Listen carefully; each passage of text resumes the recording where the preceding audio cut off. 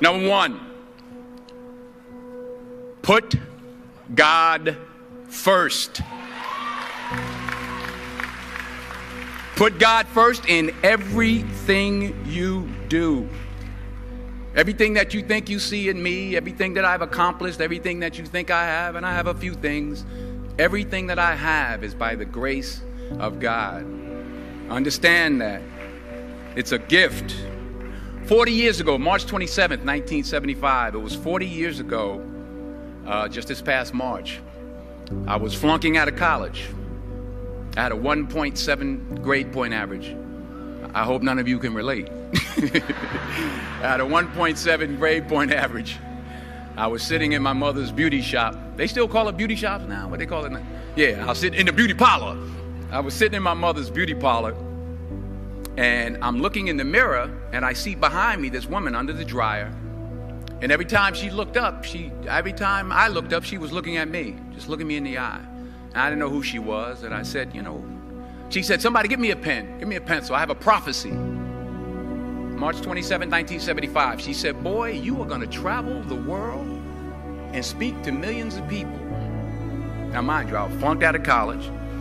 I'm thinking about joining the army. I didn't know what I was going to do, and she's telling me I'm going to travel the world and speak to millions of people.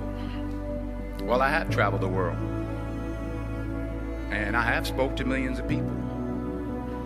But that's not the most important thing, the success that I had. The most important thing is that what she taught me and what she told me that day has stayed with me since. I've been protected. I've been directed. I've been corrected. I've kept God in my life and has kept me humble. I didn't always stick with him, but he always stuck with me. So stick with him in everything you do. If you think you want to do what you think I've done, then do what I've done and stick with God. Number two, fail big. That's right. Fail big. Today's the beginning of the rest of your life, and it can be very frightening. It's a new world out there. It's a mean world out there, and you only live once. So do what you feel passionate about. Take chances professionally.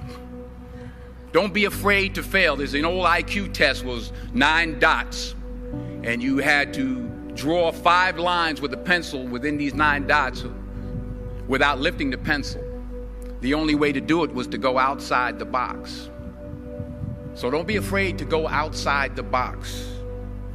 Don't be afraid to think outside the box. Don't be afraid to fail big, to dream big. But remember, dreams without goals are just dreams, and they ultimately fuel disappointment.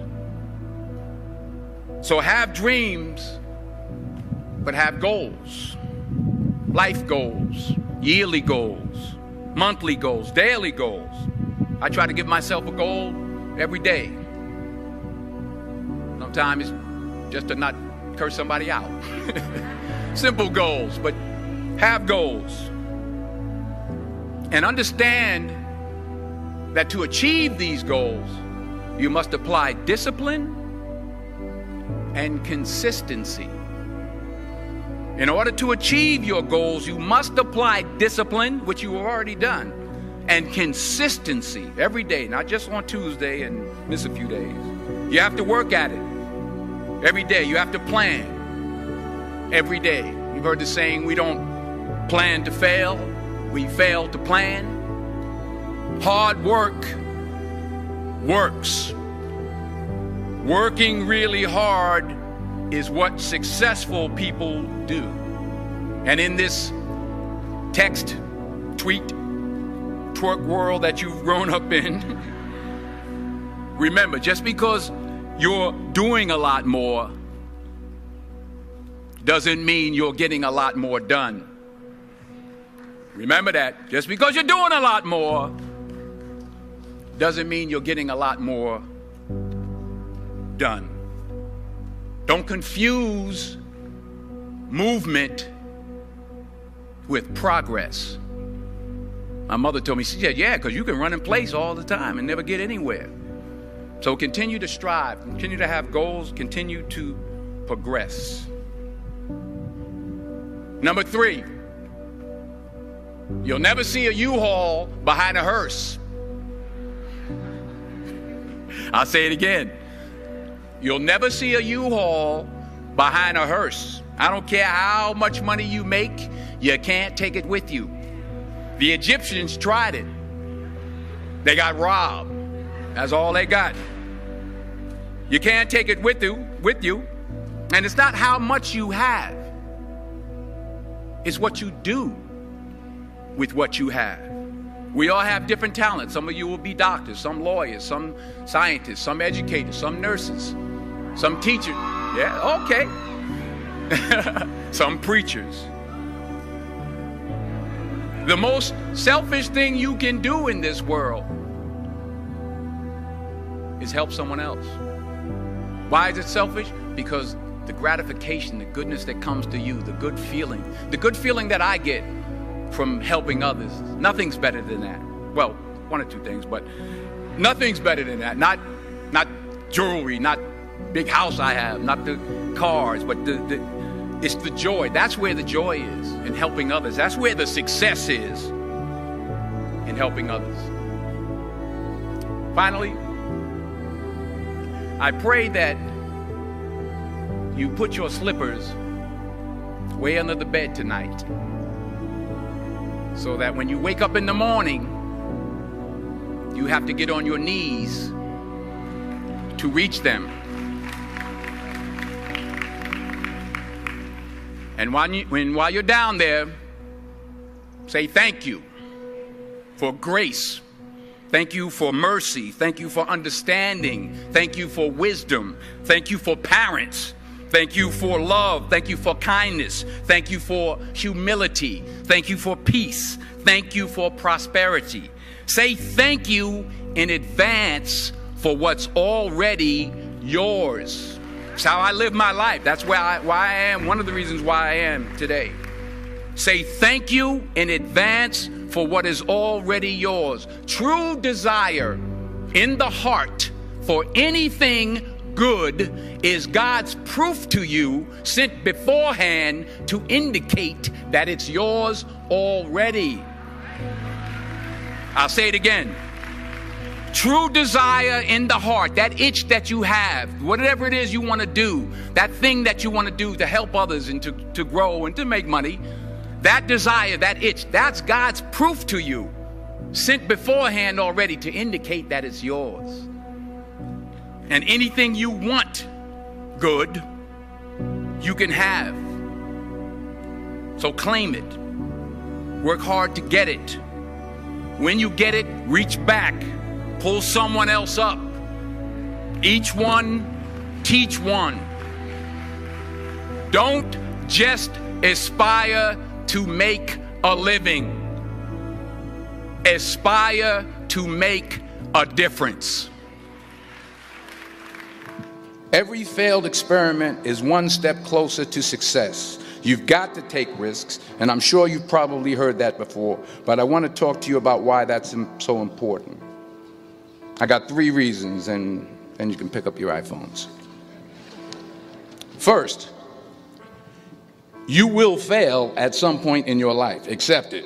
You will lose. You will embarrass yourself. You will suck at something. There's no doubt about it.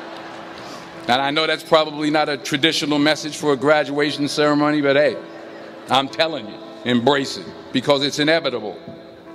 And I should know. In the acting business, you fail all the time. Early on in my career, I auditioned for a part in a Broadway musical. Perfect role for me, I thought, except for the fact that I can't sing. So I'm in the wings, I'm about to go on stage, but the guy in front of me, he's singing like Pavarotti. He's just, and he's just going on and on and on. And I'm just shrinking. I'm getting smaller and smaller. So they say, oh, thank you very much, and you'll be hearing from us. So I come out with my little sheet music, and it was Just My Imagination by The Temptations. That's what I came up with. So I hand it to the accompanist, and she looks at it and looks at me and looks out at the director and is like, all right. So I start, I'm going to sing. I'm like, it's just my imagination once again, and then coming away with me. And they're not saying anything, so I'm thinking I'm getting better. So I just start getting into it. It was just my imagination. Running. They say, oh, yeah, thank you. Thank you very much, Mr. Washington. Thank you. So I assumed I didn't get the job. But the next part of the audition, he called me back. The next part of the audition is the acting part of the audition. So I'm like, hey, okay, maybe I can't sing, but I know I can act. So they pair me with this guy, and again, I didn't know about musical theater. And musical theater is big, so they can reach everyone all the way in the back of the stadium. And I'm more from a realistic, naturalistic kind of acting where you actually talk to the person next to you. So I don't know what my line was. My line was, well, hand me the cup. And his line was, well, I will hand you the cup, my dear. The cup will be there to be handed to you. I said, oh, okay. Well, should I give you the cup back? Oh, yes, you should give it back to me because you know that is my cup and it should be given back to me. I didn't get the job. But here's the thing. I didn't quit. I didn't fall back. I walked out of there to prepare for the next audition, and the next audition, and the next audition. I prayed. I prayed, and I prayed. But I continued to fail, and fail, and fail. But it didn't matter, because you know what? There's an old saying, you hang around the barbershop long enough, sooner or later you're going to get a haircut. So you will catch a break, and I did catch a break.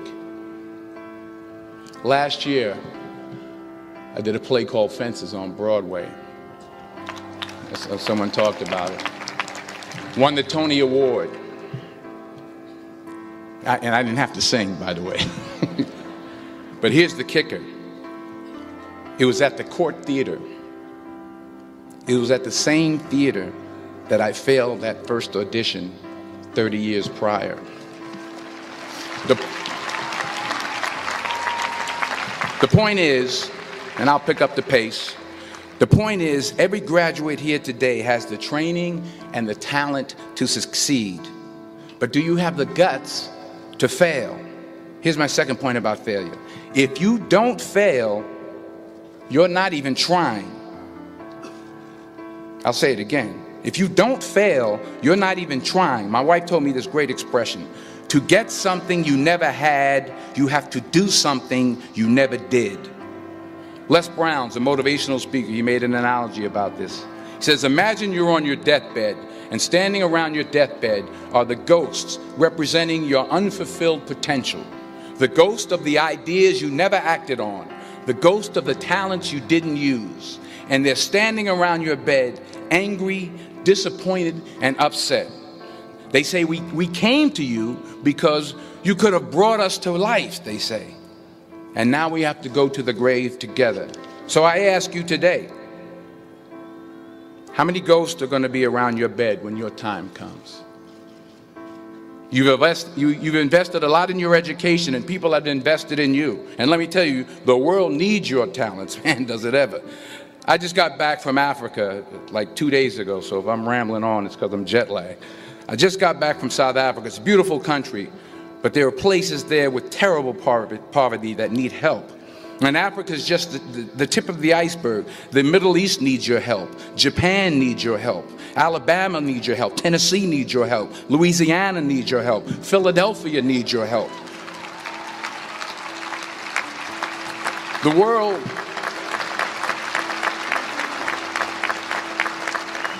world needs a lot, and we need it from you.